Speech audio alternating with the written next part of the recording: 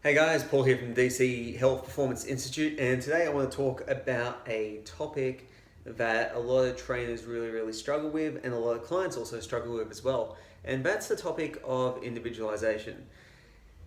This is a real can of worms kind of topic for a lot of people because everyone believes they're a special snowflake that deserves a fully individualized program no matter what their experience, their background, or what their needs are. And it's something that I think needs to really be addressed because in terms of marketing personal training services, it's really kind of like the big thing that a lot of people differentiate themselves on, that and mindset, but mindset's a conversation for another day entirely.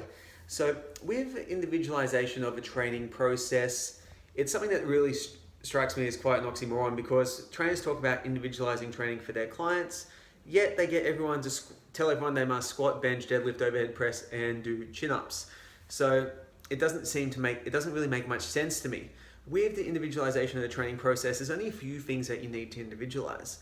Now, the first thing that you need to work on individualizing is the warm-up. Now, the warm-up is really simple. The reason we individualize the warm-up is to make sure the clients have the capacity to do the movements that we want everyone to do. So if someone doesn't have the mobility or the stability to get in the right position for a deadlift, that should be the focus of their warm-up. If they don't have mobility for shoulder press overhead, that should be the focus on the warm-up. If they do, a generalized warm-up will work absolutely fine for them. There's no need to individualize it. Human beings are remarkably similar. We all survive on oxygen, water, protein, and food. So we don't need to go too far out. In terms of other individualization, you may need to individualize exercise selection. That basically means that we might need to avoid different exercises due to different orthopedic concerns. So if someone's got like hip labral issues, they may not be able to do back squats. That's totally cool. You can give them another exercise, but you don't have to change your sets and reps for that because for the most part, the sets and reps work universally. They've been studied on a number of people. We've got like a really good idea from sports science of what works for most different goals. And realistically, people only have 3 goals. It's fat loss, build muscle, get stronger. That's it. Athletic performance can nearly be broken down to a combination of those. Athletes need to lose fat, gain some usable muscle, and they need to get stronger so they can apply more force in the ground. This may sound quite crude, but it's in reality the truth of the situation. Now, the last thing that we want to individualize about our clients is the volume that they're doing. So volume being the total amount of work over the course of a training cycle, month, year, whatever it may be. And this is because individuals have different volume capacities based on their training age, their recovery abilities or their recovery work that they're putting in, their nutrition plan, whatever variable can influence recovery, and there are a lot.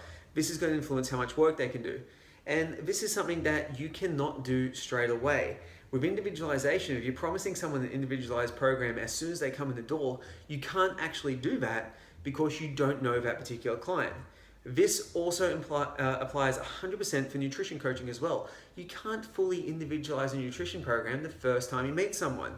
You need to give them a bunch of guidelines to work with, whether it's a calorie count, a macro count, portion control, whatever it is. See how they respond to it, and the individualization is the small tweaks that you're going to do every week, every fortnight, that's going to get the client the result that they're looking for. So with individualization, basically the point I'm trying to make is it's something that doesn't really exist straight away. It's a process that happens over time, particularly when looking at someone's recovery abilities and their volume capacity and their nutrition plan. You can individualize a warm-up and a program exercise selection initially due to your assessment results. So guys, don't get too caught up in having to individualize each and every client's program. Look at principles and templates that work and apply them to your client base based on their unique goals. That's it for today, guys. I'll speak to you tomorrow. See you soon.